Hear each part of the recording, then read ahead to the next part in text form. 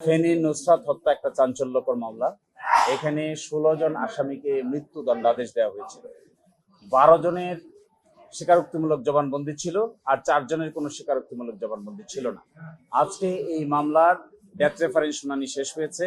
তোর মধ্যে 10 জনকে মাননীয় হাইকোর্ট বিভাগ বেকসুর খালাস দিয়েছেন, 4 জনকে যাবজ্জীবন সাজা দিয়েছেন, আর 2 জনকে মৃত্যুদণ্ড বহাল রেখেছেন। আমাদের মাননীয় হাইকোর্ট বিভাগ এটি বলেছেন যে বিচারিক আদালত এইভাবে নির্বিচারে ফাঁসি দিতে গিয়ে যেভাবে প্রতিটা পরিবারের উপর একটা ডিভাস্টেটিং এফেক্ট নেমে এসেছে, এই জন্য তার বিচারিক ক্ষমতা কেড়ে নেওয়ার জন্য নির্দেশ দিয়েছেন এবং তাকে আইন মন্ত্রণালয়ে সংযুক্ত করতে বলেছেন। এই যে নির্বিচারে ফাঁসি দেওয়ার বিরুদ্ধে আমরা শুরু থেকেই কথা বলে আসছি। যদি না কারো বিরুদ্ধে সুনির্দিষ্ট কোনো তথ্য প্রমাণ না থাকে, এইভাবে নির্বিচারে ফাঁসি দিলে তার কি এফেক্ট হয়, এটি আমাদের হাইকোর্ট ডিভিশন আজকে বলেছেন। আমার আসামি ছিল 3 জন। একজন ছিল মনি, আরেকজন ছিল জুবায়ের, আরেকজন ছিল মোহাম্মদ শামীম। মোহাম্মদ শামীম খালাস পেয়েছে, মনি খালাস পেয়েছে, আর জুবায়েরকে যাবজ্জীবন সাজা দিয়েছেন। জেডআই ওয়াটার ট্যাঙ্ক দিচ্ছে আজীবন ওয়ারেন্টি।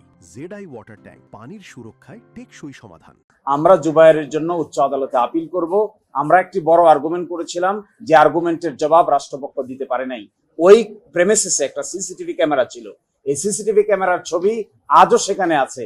6 বছর আগেও সেখানে সিসিটিভি ক্যামেরা ছিল, কিন্তু প্রসিকিউশন পক্ষ কিংবা ইনভেস্টিগেটিং অফিসার ওই সিসিটিভি ক্যামেরাটাও সিজ করে নাই, সিসিটিভি ক্যামেরাটাকে আদালতের সামনে উপস্থাপন করে নাই। একটা প্রেমিসিসে যদি সিসিটিভি ক্যামেরা থাকে, এর ফুটেজটা যদি আদালতের সামনে আসতো, সুনির্দিষ্টভাবে বোঝা যেত কে কাকে কোথায় কি করেছে, কিভাবে কে কাকে মেরেছে কিংবা মারে নাই। কিন্তু একটা রহস্য থেকে গেল যে 4টা 3 তলার উপরে যে সাইকেল সেন্টারের উপরে এই নুসরাত কি করে তার এখানে আগুন লাগালো আর কেউই শুনলো না। একমাত্র শুধুমাত্র আশেপাশের লোক কেউই জানলো না, কেউ শব্দ পেল না, একা একা আগুন লেগে গেল। এই পার্টটুকু রহস্য এখানে থেকেই গেল। ফলে আমরা এর বিরুদ্ধে আপিল করব। আমরা এক্সপেক্ট করি মাননীয় আপিল বিভাগে গিয়ে এই রহস্যের উন্মোচন হবে। এবং আরেকটি জিনিস আমি আদালতে দরখাস্ত করেছিলাম, যে নুসরাত একটি ডাইং ডিক্লারেশন দিয়েছে। এই ডাইং ডিক্লারেশনে একটা অডিও এবং ভিডিও আছে। আমরা দরখাস্ত দিয়েছিলাম যে হাইকোর্ট বিভাগে এই অডিও ভিডিওটি শোনানো হোক। এই ভিডিওটি আমরা দেখি এখানে প্রজেক্টরে আসলে তিনি কি বলেছেন আর কি বলেন নাই। কারণ মৃত্যুকালীন জবানবন্দিতে তিনি বলেছেন 4 জন বোরকা পরা মেয়ের কথা বলেছেন, মহিলার কথা বলেছেন। কিন্তু আজকে দেখবেন সাজা হয়েছে জুবায়ের, সেও পুরুষ, সাজা হয়েছে জাবিদ, সেও পুরুষ, সাজা হয়েছে সাদা হোসেন শামীম, সেও পুরুষ। কিন্তু মৃত্যুকালীন জবানবন্দিতে বলেছিলেন যে 4 জন মেয়ে, কিন্তু 4 জন মেয়ের ভিতরে 1 জন মহিলার মাত্র সাজা হয়েছে পপি, বাকি 3 জন তো পুরুষ। সুতরাং যে ডাইং ডিক্লারেশন তিনি দিয়েছিলেন, সেই ডাইং ডিক্লারেশনের মধ্যে ছিল 4 জন মহিলার কথা। তাহলে আর 1 জন মহিলা পাওয়া গেল, বাকি 3 জন পুরুষ হয়ে গেল কি করে? এই রহস্য আমরা আশা করি আপিল বিভাগে উন্মোচিত হবে। সিসিটিভি ক্যামেরার ফুটেজ যদি আদালতে আনা হতো, আমাদের ধারণা এই মামলার বেসিক গ্রাউন্ড এবং argument could have been different. আমরা আশা করি আমার যে আসামি আরেকজন তার জন্য আমরা আপিল আদালতে গিয়ে বাকি ন্যায় বিচার পাবো। মিডিয়া ট্রায়ালের ব্যাপারে কোনো অবজারভেশন দেয় নাই, কিন্তু আমি আগে থেকেই বলেছি, এখনো বলছি, যদি অতিমাত্রায় কোনো ক্রিমিনাল কেসের মিডিয়া ট্রায়াল হয়, তাহলে অনেক সময় নিম্ন আদালতের বিচারকদের জন্য সঠিক সিদ্ধান্ত নেওয়াটা কঠিন হয়ে দাঁড়ায়। That is what is media trial. বিচারের আগেই অনেক সময় টেলিভিশনে বিচার হয়ে যায়, বিচারের আগেই অনেক সময় পাবলিক ডোমেনে বিচার হয়ে যায়। এগুলো হলে প্রকৃত অর্থে ন্যায় বিচার ক্ষতিগ্রস্ত হয়। এখানে দেখেন না, অতিমাত্রায় মিডিয়া ট্রায়াল হওয়ার কারণে 16 জন মানুষকে ফাঁসি দিয়েছে, হাইকোর্ট ডিভিশনে এসে 10 জনই খালাস পেয়ে গেছে। আর যে বাকি 6 জন নিয়েছে, তার মধ্যে মাত্র 2 জনের মৃত্যুদণ্ড বহাল রেখেছে।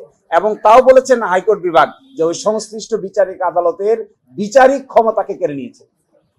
এর মানে কি, অতিমাত্রায় মিডিয়া ট্রায়াল হলে অনেক সময় নিম্ন আদালত সঠিকভাবে বিচার করতে পারেন না।